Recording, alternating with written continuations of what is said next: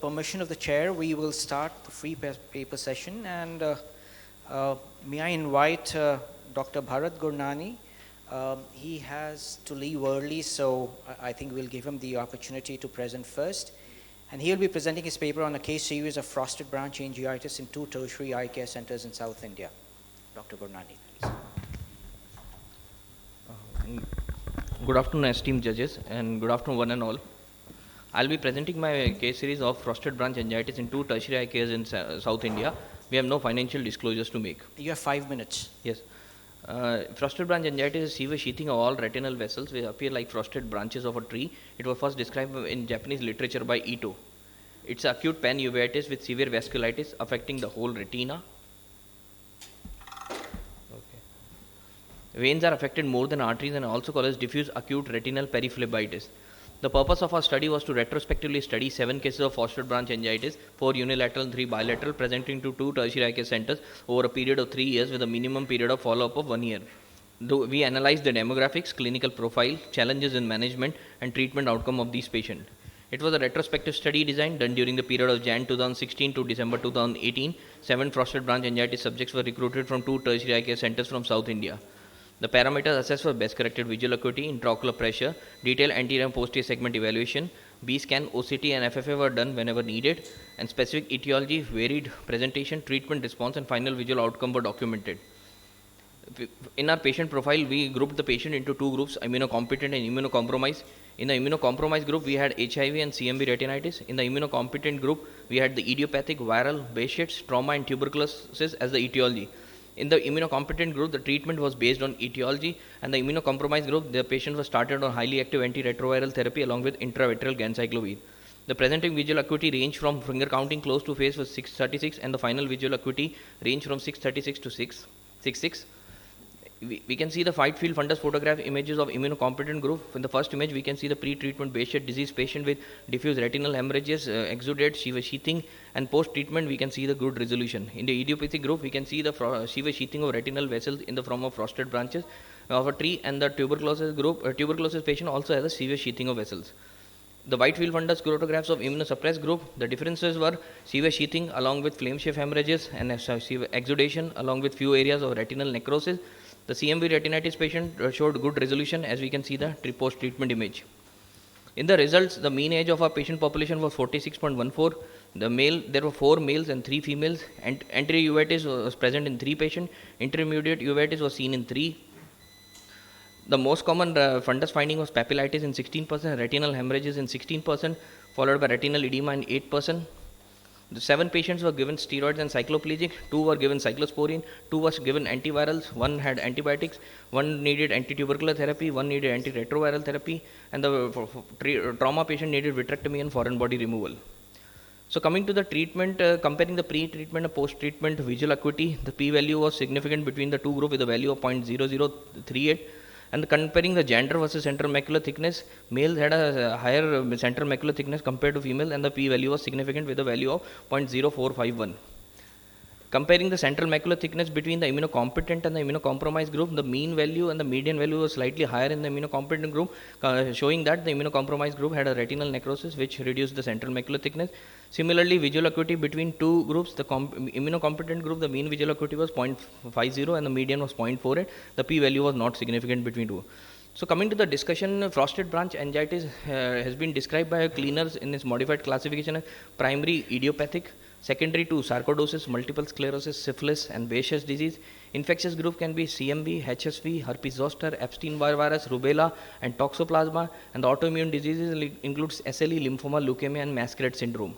The patients present with acute vision loss, blurred vision, floater, flashes.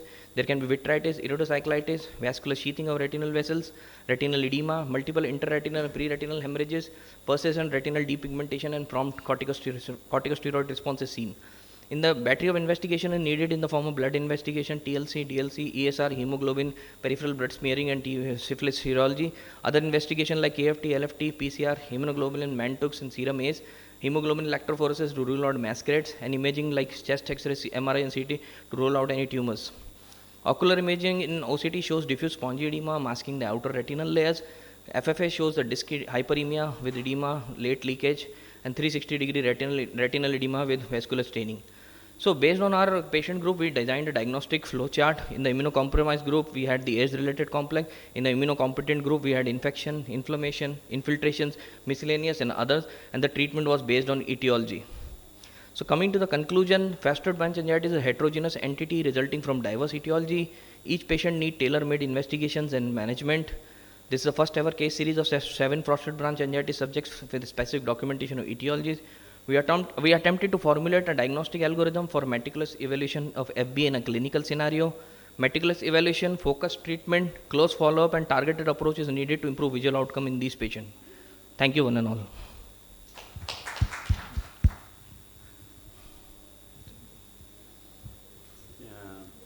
How many of your patients are immunocompromised and how many are immunocompromised? So 5 were immunocompetent and 2 were immunocompromised. With one was HIV and the other was CMV retinitis, but it didn't turn out to be HIV, the CMV retinitis one. In immunocompetent patient, how did you establish the etiology? Serology? Sir, one patient, after doing a battery of investigation, we couldn't reach to any etiology, so we labeled him as idiopathic.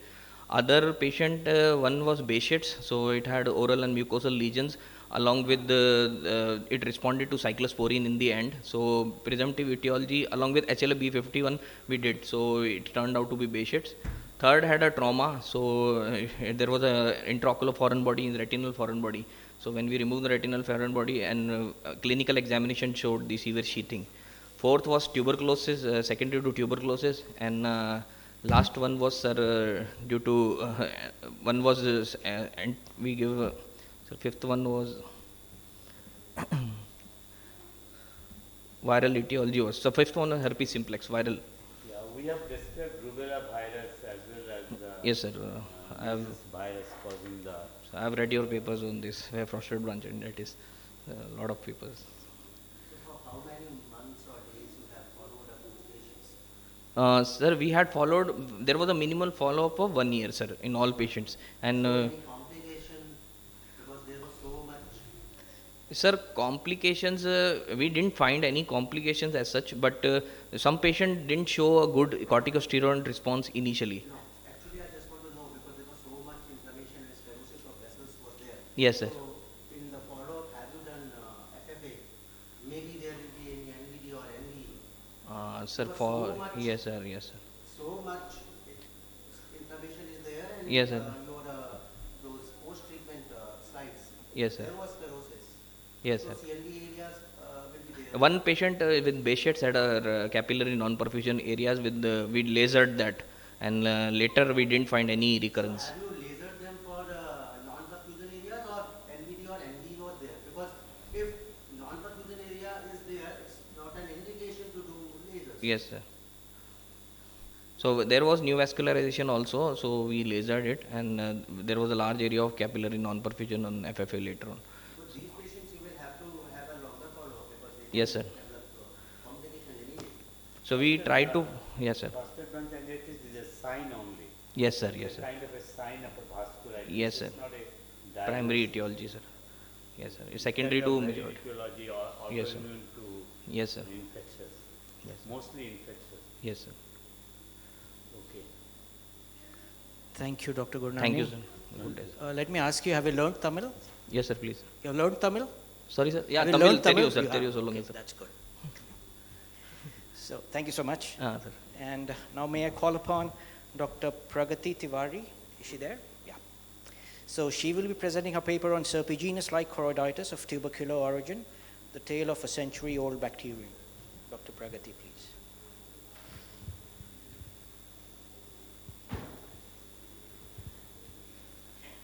So you have 5 minutes. Yes. Good afternoon all. The topic of my paper is serpiginous-like choroiditis of tubercular origin, the tale of a century-old bacterium. I have no financial disclosures or conflicts of interest. So Mycobacterium tuberculosis is an endemic acid-fast bacilli and it spares no organ, neither the eye. Ocular TB has variable presentation, of which posterior uveitis is the most common. Now, of this, it can either be a serpiginous-like choroiditis or multifocal choroiditis or as a tuberculoma, which essentially presents as is a chronic recurrent bilateral disease of the choroid with secondary involvement of the overlying retina. Tubercular serpiginous choroiditis has multifocal confluent lesion which involves the posterior pole and the periphery as well. So with this in mind, we had a 16-year-old girl who presented to our OPD with progressive blurring of vision in the left eye for the last 6-7 months, and she also had associated pain and redness and occasional headache.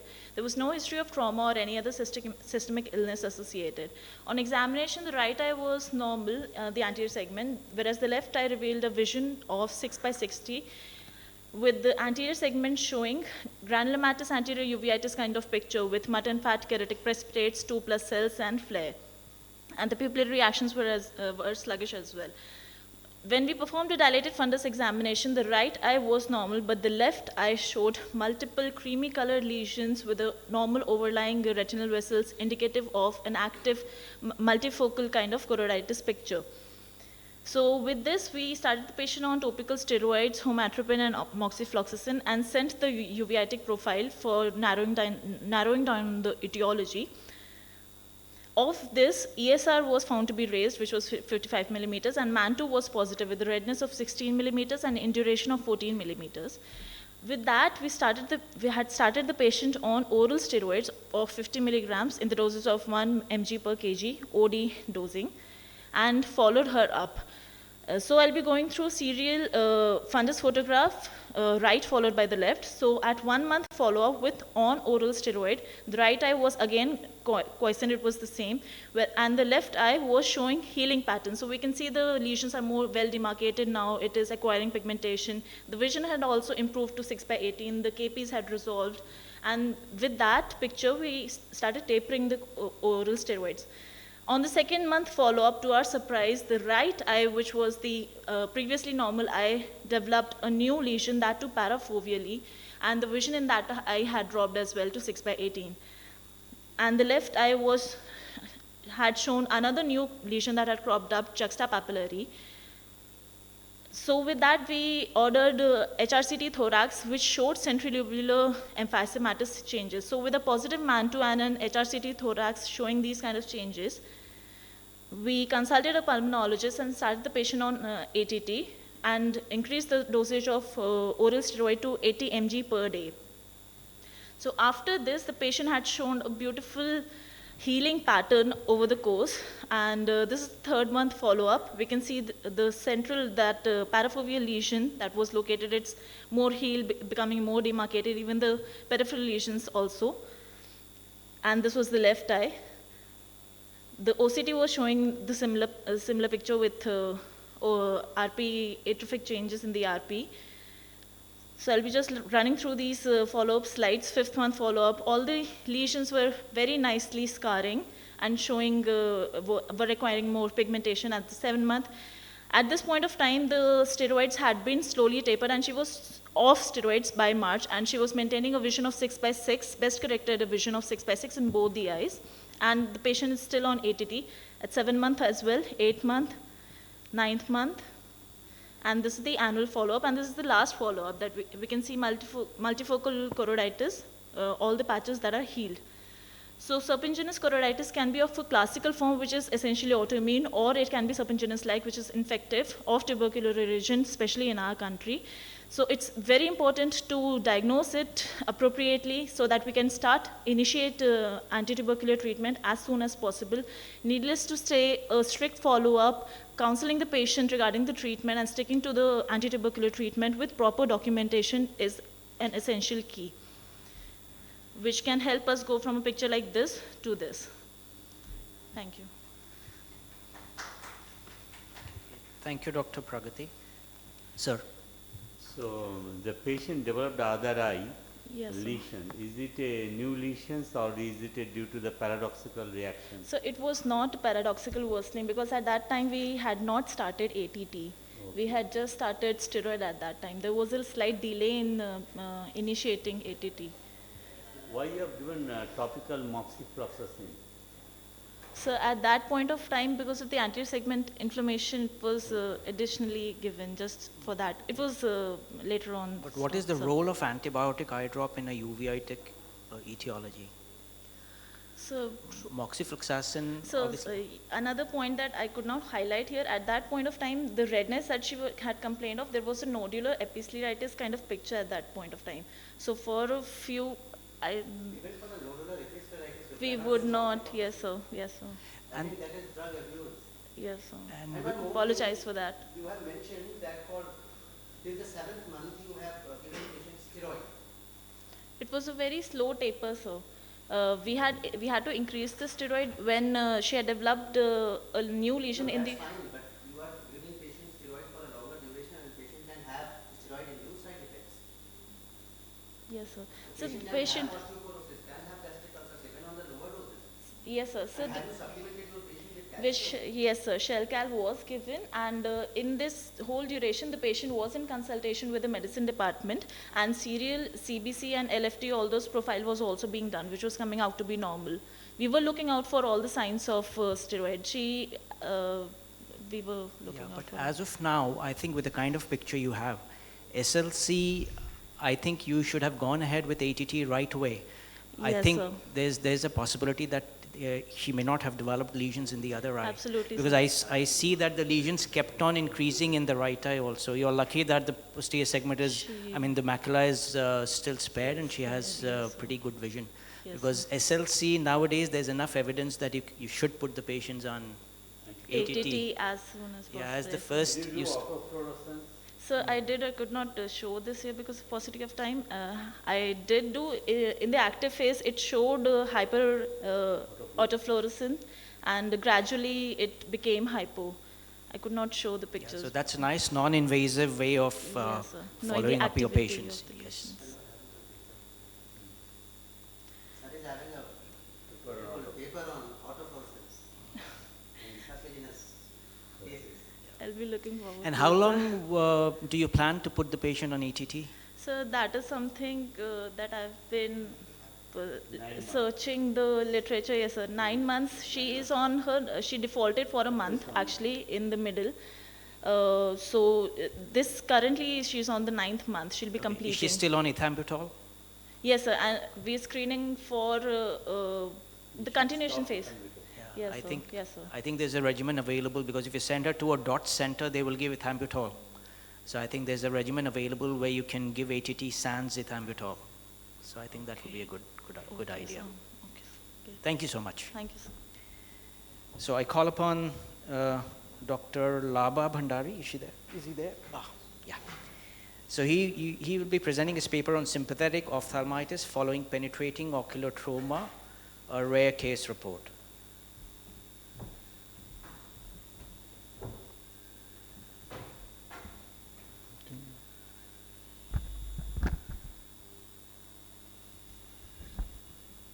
Your time starts now and you have 5 minutes. Respected judges and myself, Laba Bhandari, going to present the first paper on sympathetic ophthalmitis following penetrating ocular trauma, a rare case reports. Financial supports and sponsorship nil. Introductions. The sympathetic ophthalmia is a rare bilateral diffuse granulomatous panuveitis that occurs following the penetrating trauma or intraocular surgery to one eye, the exciting eye. The fellow non-traumatized sympathizing eye shows the inflammatory reactions due to the involvement of autoimmune response. The time from the ocular injury to onset of sympathetic ophthalmia vary from few days to years. Sign and symptoms in the sympathizing eye ranging from problems in near visions, photophobia, slight redness to very severe granulomatous uveitis. Case reports, a 30-year male presented with pain and loss of visions left eye due to accidentally hit by flying bricks 2 months back. He also had the severe pain in right eye associated with progressive reductions of visions and photophobia and redness since 1 month. On examination, the visions, PL negative in left eye, hand movement close to face in right eye, intraocular pressure low in left eye, and 20 millimeter of mercury in right eye. The left eye was having the hyperemic conjunctiva, hazy cornea, diffuse large scapi, shallow anterior chamber, irregular non-reacting pupil, and contracted eyeball. In the right eye, he was having the ciliary congestion, hazy cornea, many large scapes, anterior chamber was deep, turbid aqueous with 4 plus cells, sluggishly reactive pupil, and limited lens in the posterior segment visualization because of the media haziness. He gave the history of occasional headache but no history of allergy, hearing disturbances, and other symptoms. On laboratory investigation, hemoglobin, WBC, ESR, RBS are within normal limit. The VDRL non-reacting, chest X-ray showing the no cardiopulmonary pathology. The patient was diagnosed as a sympathetic ophthalmitis, right eye, with phthisis bulbi, left eye. He was started with methylprednisolone IV 1 gram per day for the 3 days, followed by the oral prednisolone tablet 1 milligram per kg per orally, with eye drop prednisolone 1% 2 hourly, atropine 1% eye drop thrice daily, and moxifloxacin 0.5% 6 times daily for the both eyes. 2 weeks later, the left eye remained painful. The visions in the right eye improved to 660. Enucleations of the left eye was done. The patients continued to take the oral prednisolone with the tapering dose, prednisolone and atropine eye drop. 1 month later, the inflammations in the right eye improved remarkably. The visions improved to 612. The patient is currently on the low dose of steroids and under follow-up. This is the picture. Right eye, they're showing the keratic precipitates. On OCT finding, the right eye shows the macular edemas and certain cystic changes, and B scan showing the choroiditis and some PVDs. This is the pictures of enucleations done on the left eye, and that is the post-operative left eye. Fundus photos after 1 month is showing the normal, and OCTs, it's dissolved.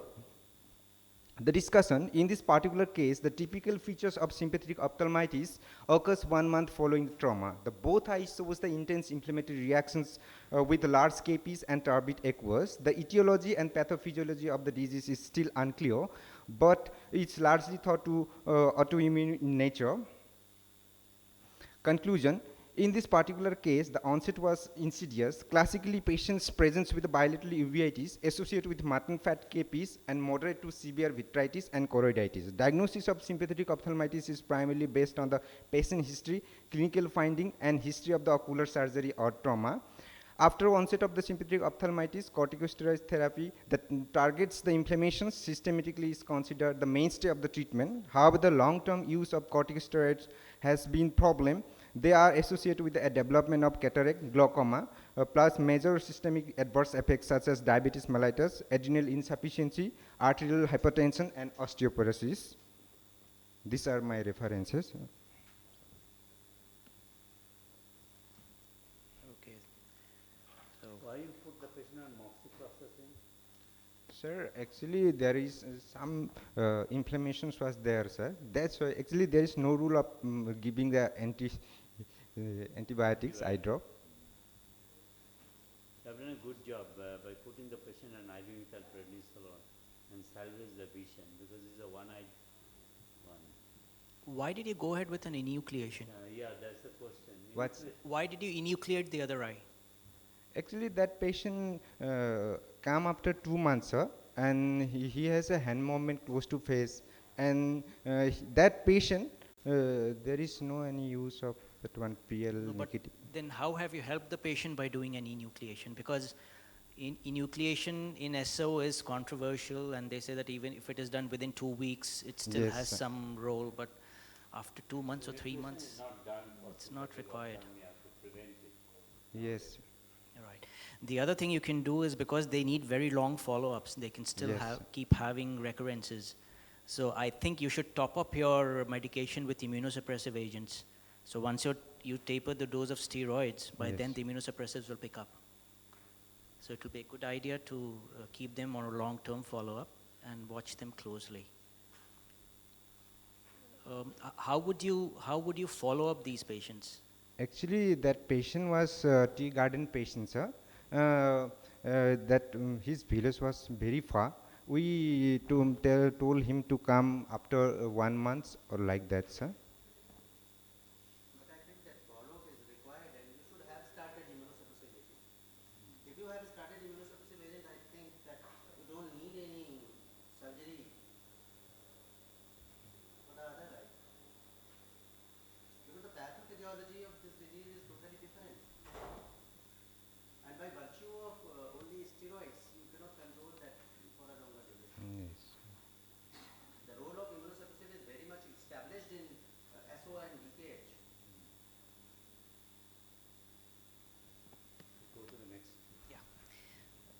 Thank you. I now invite Dr. Anurag Kumar Kashyap.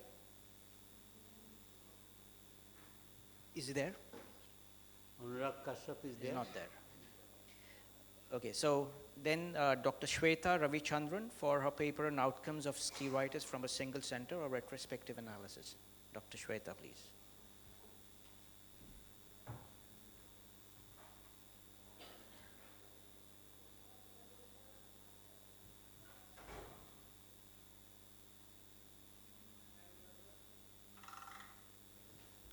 So good morning one and all present here to all the respected dignitaries.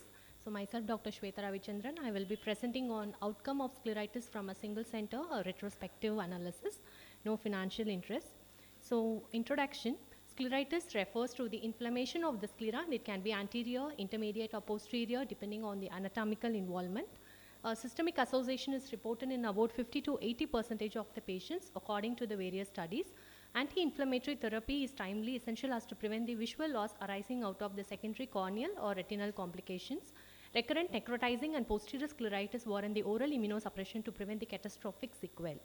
So my aim and objective of the study was to study the clinico-demographic profile, etiology and the treatment measures and the outcome and follow-up of the patients with scleritis, and to compare the improvement in the visual acuity and the intraocular pressure measurements at baseline and post-therapy. So materials and methods, it was a retrospective study that was conducted in our center from January 2022 to August 2022. Through slit lamp examination was used. Data was retrieved from the electronic medical records as well as through telephonic interrogation with the concerned patient. Anatomical involvement, pattern of inflammation, therapy details, visual acuity and IOP and baseline was monitored. The continuous variables were presented using the mean standard deviation, median range and categorical variables in frequency percentage, and we used Wilcoxon sign rank test, and p less than 0.05 was considered to be significant. So the results were like total number of patients were 40 and the total number of eyes was 52, median age was 43 and female preponderance was 25, and bilaterality was seen in 12 patients, and the median duration of follow-up in months was 3 months, and the time to diagnose from the symptom onset in days was 11, and the total number of follow-up visits in the entire cohort was 3, and recurrent cases were 8. So the most common presenting symptom were pain, followed by the blurred vision, redness, swelling, and photophobia. So the most common etiology involved in this was basically the tubercular, which accounted for 25%, and the other were idiopathic causes were 17%, and the other autoimmune diseases such as the rheumatoid arthritis, SLE contributed, and few patients were in the pregnancy and postpartum, and trauma and post-surgery also contributed to 7% and 5% respectively. So mostly it was an anterior scleritis, 70%, and posterior was 30%. And among the anterior scleritis, 50% was diffuse, followed by the nodular and necrotizing. So most of the patients, we treated them with systemic steroids with topical, and also with few with the NSAIDs. An injection PST posterior subtenons was given for a patient with vitritis, and methotrexate. So the anterior segment complications were like limbitis, peripheral ulcerative keratitis were more common, and glaucoma and cataract also occurred in few patients. So this was a semilunar sign that was seen in patients who were in the dormant phase of the scleritis. Basically, they had a posterior corneal opacification which had a semilunar pattern. So this was actually published in IJO by Divya Ashok et al. So we can see that in the anterior segment OCT, there was an hyperreflectivity in the corneal endothelium, and there was a perfectly normal anterior part of the cornea, and there was no vascularization. So the posterior segment complications were cystoid macular edema, and few had optic disc edema and exudative retinal detachment. So there was not much difference in the uncorrected visual acuity. There was no significant difference pre-treatment and the post-treatment, but the best corrected visual acuity improved, and there was no much change in the intraocular pressure. So moving on to the discussion, female preponderance was there. Bilateral presentation were more common compared to other studies. Post-tubercular etiology was higher when compared to other literatures. Anterior segment complications were common. Steroids and NSAIDs accounted for resolution in most cases and required cytotoxic agents only in few. The limitations of my study was it was a retrospective study design, and it was a limited sample size, and it was a short follow-up, and biologicals weren't included much. So concluding, scleritis is potential for side effects which required both close monitoring and cooperation among the physicians caring for these patients, including the ophthalmologist, internists, and rheumatologists. Most commonly seen forms are the anterior diffuse nodular scleritis, which are associated with systemic disease in about 40% of the patients. The less frequently seen necrotizing forms are associated with higher incidence of systemic disease in about 70 to 90%. So these are my references. Thank you, sir. How many cases you put on the immunosuppressive agents? Sir, immunosuppressives were around 10, sir. 10 patients were under immunosuppressive. Any of the patients has got ANCA positivity? 4 to 5 patients were ANCA positive, sir. So what are the routine investigations that you do for a case of scleritis, anterior scleritis? So we do one complete hemogram, and then we order for an rheumatoid factor ANCA positive MAN2 test, chest X-ray, HRCT if needed, and LFT, RFT routine, and MAN2 test. So you screen all the All the patients of patients. scleritis for tuberculosis, do you? Sir, if it's not like resolving, sir, like maybe we first initially treat them and we get the follow-up after 1 month, and if it's not resolving, we ask them to investigate. And how many patients did you give? You said you gave injection posterior subtenons. So it was only one patient of pulmonary tuberculosis. He had vitritis, sir, so we gave PST for that patient. But why PST? Sir, In the case of scleritis? so for indication of vitritis, we tried giving with the. No, anyways, you're putting the patient on steroids. So So that will but- take care of the vitritis. Why a local ocular therapy in a case of scleritis? So actually, it was not resolving with systemic steroids, so we So tried. did it resolve with posterior subtenons? No. Because I would be a bit wary of giving, although there are reports of giving 90 degrees opposite, or 180 I think opposite to the site of the scleritis, but I think that should be the last resort probably. Okay. And if vitritis was not resolving with oral steroids, I think he should have started immunosuppressive agents. So he was started later, sir. They were started on immunosuppressants later.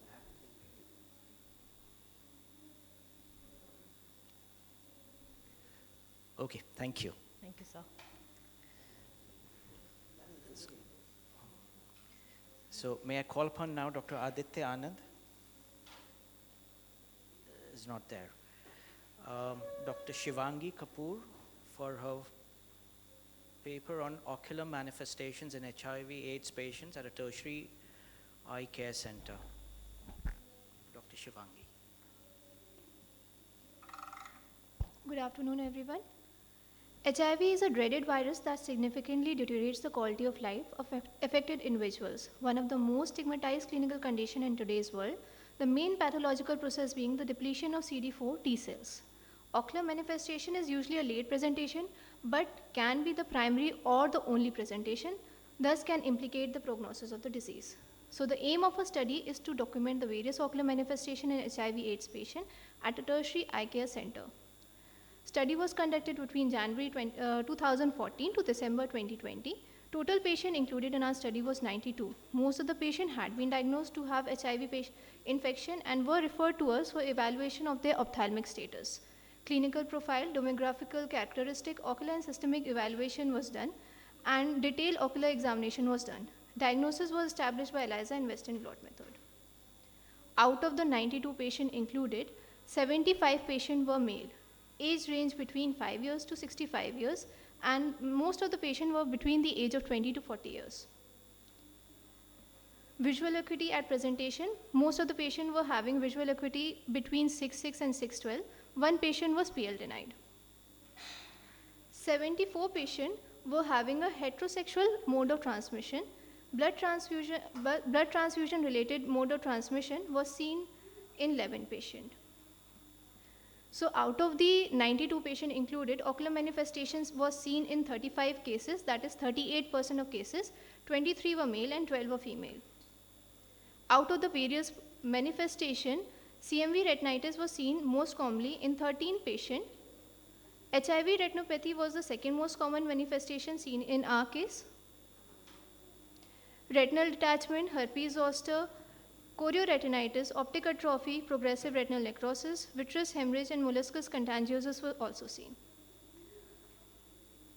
Associated systemic disorder included pulmonary tuberculosis, that was most common in our study. HIV enteropathy, oropharyngeal candidiasis were also seen. In our study, as we can see, there was a male preponderance that is comparable with the other studies. 38.6% patient were having ocular manifestation, that is also comparable with the other studies where ocular manifestation ranged from 40 to 66%. CMV retinitis was the most common presentation. 14.13% were having CNV retinitis and 7.6% patient were having HIV retinopathy.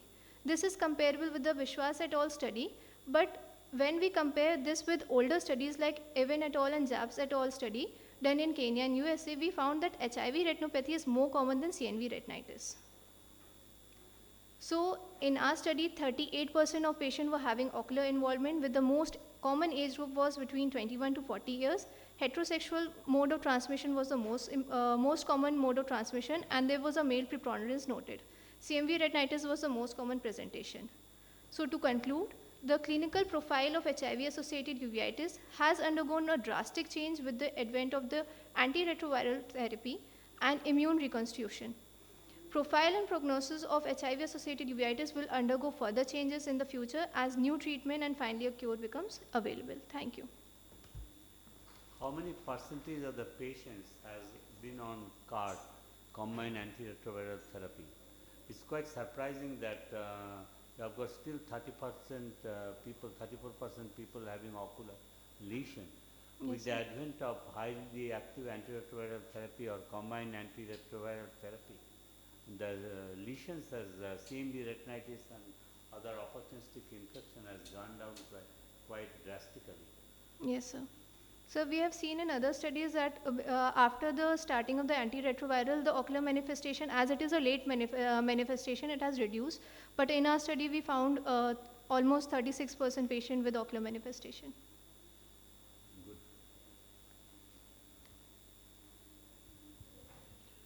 Thank you. Thank you, sir. I think you have one more paper. Yes, sir. Please go ahead. I think you can go ahead with your second Okay. paper, which is clinical profile and imaging characteristics of posterior scleritis.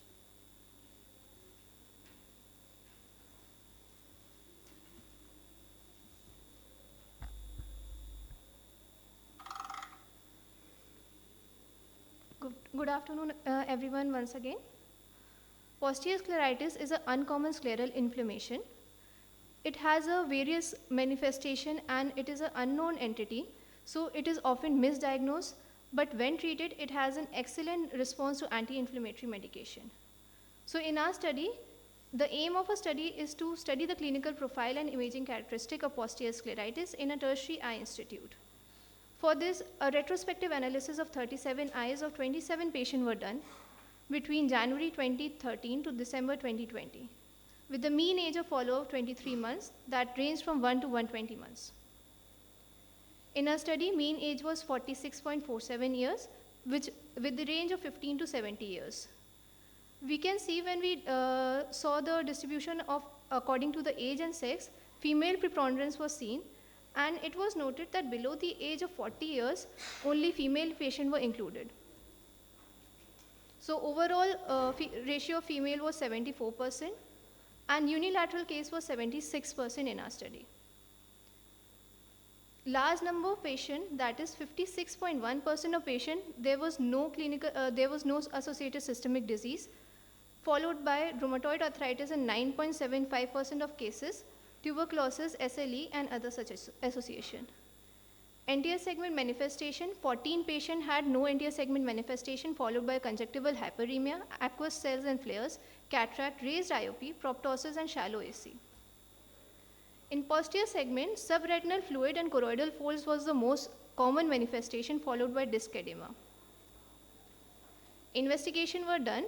Raised ESR was most commonly seen in 51.85% of patients, followed by rheumatoid factor positivity that was seen in 11% patient, ANA positivity, Montauk's test, C-ANCA, double-stranded DNA, CRP, and anti-CCP body came out positive in some of the patients.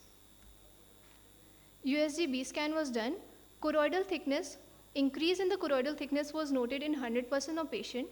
T sign was noted only in 43% of patients.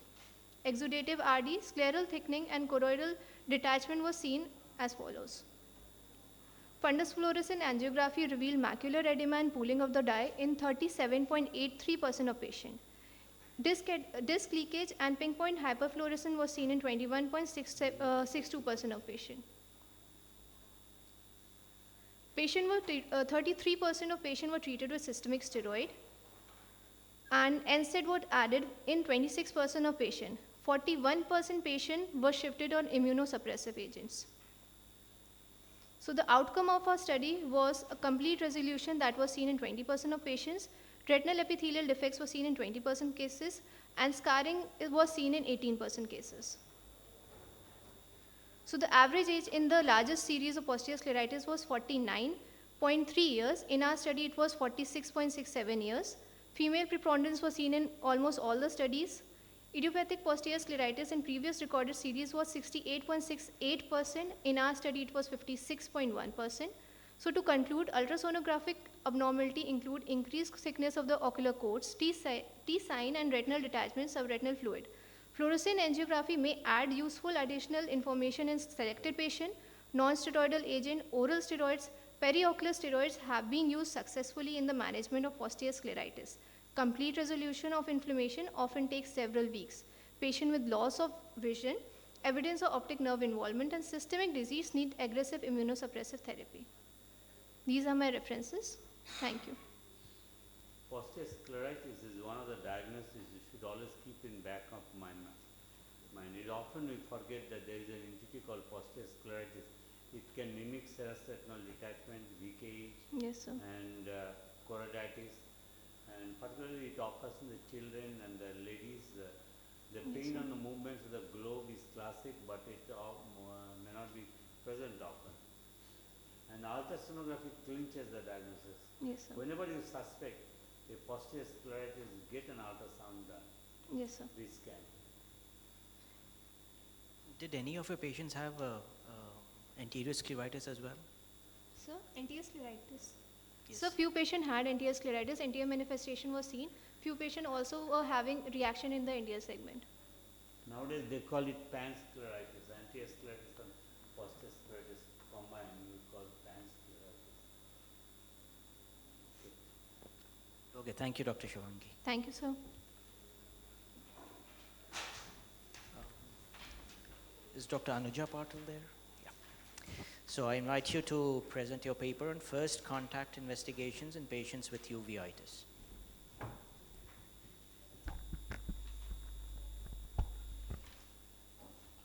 So good afternoon to one and all present here. I'm going to talk about first contact investigations in patients with uveitis. So we all know uveitis is not a single entity. It is comprising of anterior, intermediate, posterior and panuveitis. Uveitis can also be sight-threatening if it is not treated on time and is therefore responsible for 10% of worldwide blindness. Therefore, a diagnostic workup is very essential in these cases, and for that a tailored approach is considered as a gold standard. So keeping that in mind, we did a study the aim of which was to determine the pattern of investigations at first contact and also to categorize the investigations that were routinely undertaken into tailored and not tailored investigations, and also to determine additional financial burden the patient had to bear in case of non-tailored investigations. So it was an observational study which was undertaken for the study period of 18 months, and we included consecutive uveitis patients which were referred to a center with a minimum of 200 uveitis patients as sample size. We included all the age groups with a primary diagnosis of uveitis and those which were managed initially elsewhere, and we excluded all those patients who presented for the first time to our center and uveitis as a secondary complications. So the scheme of events in the study was that the consecutive uveitis patients which were presented in our center, we took a brief history and examination, and we also reviewed the previous record and investigations which were ordered previously before presenting to our center. These investigations were then categorized into tailored and non-tailored based on this targeted approach investigation. So this was the first step investigations which we considered as to be tailored. which included CBC, ESR, CRP, tuberculin skin test, syphilis serology, chest X-ray, and investigations based on clinical, ophthalmological, and medical history. We also asked about approximate amount which was spent on these investigations by the patients. So we enrolled 201 uveitis patients with a mean age of 35.35 with a range of age of 7 to 75 years. There was a slight male preponderance. So we found that the most commonly done investigations which were undertaken were the top 4, that was chest X-ray, complete blood count, Montu test, ESR, which were done in more than 70% of the cases. And 57.2% of them, they were not tailored. So investigations in 57.2% patients were not tailored, and 38.3% were tailored. 4.5% patients were not advised any investigations. We also looked at the cost expenditure, and we found that those patients which had done not tailored investigations had 3 times higher than the cost of the investigations which were tailored, which added to the financial burden to the patients. So coming to discussion, as we've seen that more than 50% of the patients, they had investigations which were not tailored, and most commonly done investigations were these. Now coming to the relevance of these investigations, so ESR and CRP, in a paper, it has been found that they are mostly within normal limit in majority of the patients with first attack. However, they definitely contribute towards its etiology, as if the ESR and CRP are raised to very high level, it basically points towards an inflammatory etiology rather than an infective etiology. Also in a paper, it was found that serum ACE level along with lymphopenia, they are more suggestive of sarcoid uveitis as opposed to doing it individually. And in an article, it was found that an abnormal chest X-ray was found in only 15% of active uveitis of unknown origin. This was a study which was done in a tertiary institute, and they found that most of the studies, they took the criteria of association of uveitis with tuberculosis to be a strong Montu test of more than 10 millimeters of induration with a positive or a positive quantiferon TB test or a PCR positivity. However, quantiferon TB test has been banned by WHO in the endemic countries because of its high false positivity, and therefore shouldn't be advised. Also, we found that 14% of patients, they had invested around more than 4,000 rupees for their investigations, which were not standardized, and it was 3 times higher than those which were not tailored. The similar thing was seen in a study conducted by De Parasit et al., wherein they found that the mean cost of the standardized investigations were much lower than that of the open strategy. So to conclude, most of the investigations that we see which are prescribed by the physicians, they're not tailored, and that adds to the financial burden, and they're not of much use to the clinician in making the diagnosis. Therefore, we must always think before ordering investigations in uveitis and always follow a tailored approach. Thank you. So it's a very relevant study. It's a very relevant study. A lot of money is lost.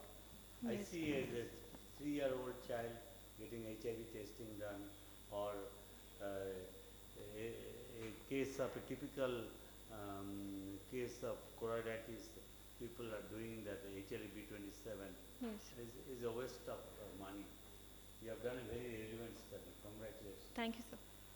So this was done under the guidance of Dr. Pradeep Venkatesh, sir. Yes, he is a great man. Yes. So have you not done any investigations in the patients who are coming with the first episode of uveitis? So we haven't included them in our, yes, so those were excluded. So, Quantiferon, the other one mistake is that quantiferon TB gold is still done for ocular tuberculosis, yes, but not for the systemic tuberculosis.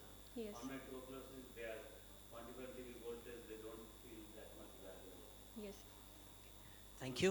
I would now request Thank JB sir to talk on histopathology, immunohistochemistry, and PCR in eviscerated enucleated specimens of end-stage uveitis. JB sir. I'm just presenting for the presenting sake.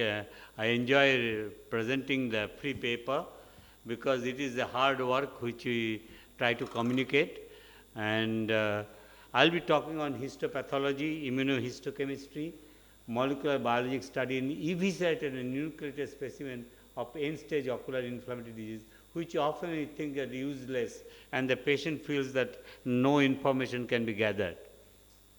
Several inflammatory diseases can be recalcitrant to treatment. Some of such eyes can be painful and blind and requires enucleation or evisceration.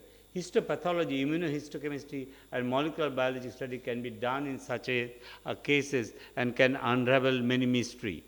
We describe the histopathology, immunohistochemistry.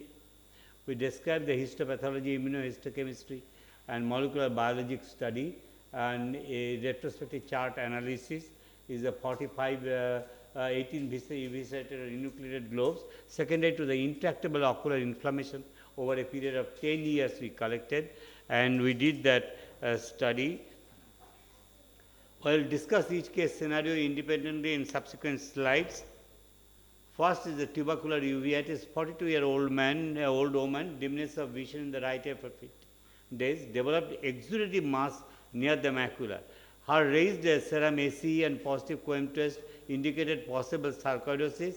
She was treated therefore with high dose of oral steroid elsewhere, developed multiple subretinal abscess. Eye could not be salvaged and has to be eviscerated.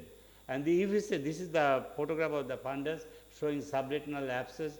Those times that montage photography was not there, and we could see the eviscerated specimens, the multiple acid fast bacilli, myriads of acid fast bacilli. These are 3 cases of tubercular pan-uveitis. We could find the Mycobacterium tuberculosis genome, which is detected by a newer technique nested in real-time PCR. Acid fast bacilli was seen only one case of TB pan-uveitis. So most of the times it is a paucibacillary in nature, and you can see that caseation necrosis and PCR positivity of Mycobacterium tuberculosis. This is a rare scenario wherein the eyeball is a tissue itself, you can get that via organisms and the molecular biologic evidence. This is a patient, very interesting, tubercular sclerouveitis, masquerades as an ocular tumor. Eye was removed thinking that it is a tumor when histopathology showed chronic inflammation, and there is a PCR positive for Mycobacterium tuberculosis. This is a patient of a very interesting case. We don't get this type of cases. Pars planitis, and you can see the pars plana membrane over there, and we did the immunohistochemistry and histopathologic study. We could see the glial tissue proliferation, which was GFAP positive, and immunohistochemistry showed both the T cell and B cell marker positivity, indicating the combined immune reaction. Eels disease, we are fortunate to have a published histopathologic, immunohistochemical, and molecular biology study of enucleated specimen of Eels disease, and this patient had blind eye in one side, other eye has retinal vasculitis, it's capillary non-perfusion. I begged the patient for the blind eye to get it removed, and this removed eye showed inflammation around the neovascular channel, and these inflammatory cells are CD8 positive, both CD3, CD8 and CD68 marker was positive, and interestingly CD8, that is the T helper cells, was positive. This is acute retinal necrosis. Here we not only found the inflammation in the peripheral retina, we would find the occlusion, occluded blood vessels, and the viral inclusion bodies could be seen over there. And there is a CD3 positivity on the immunohistochemistry was seen, indicating though there is an infection, there is an immune-mediated reaction plays an important role. And this nested PCR was positive for varicella zoster virus. This is a case of VKH, where usually we see the T cells, but we should see the B cell marker positivity in this case. Sympathetic ophthalmia, we can see the granulomatous inflammation and the typical diffuse inflammation of the choroid, and you can find as usual other reported CD3 positive with the T helper cell positivity.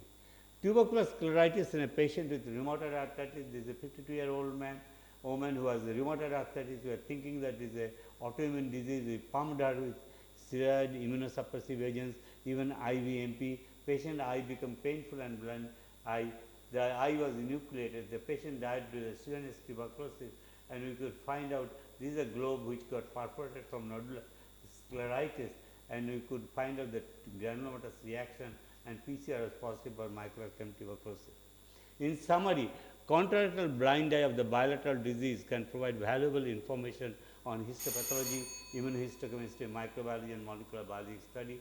This can help in management of the other eye. Most importantly, this can unravel the mystery of various inflammatory disease pathogenesis. Thank you very much. Thank you, sir. Anyone else left? No. Fine. So with that, we come to the conclusion of this session, and I congratulate all of you for putting in the effort of presenting these papers. I know how difficult it is to prepare a paper. And I would encourage all of you to keep doing this in future and keep having a scientific mind. That's most important. Thank you so much.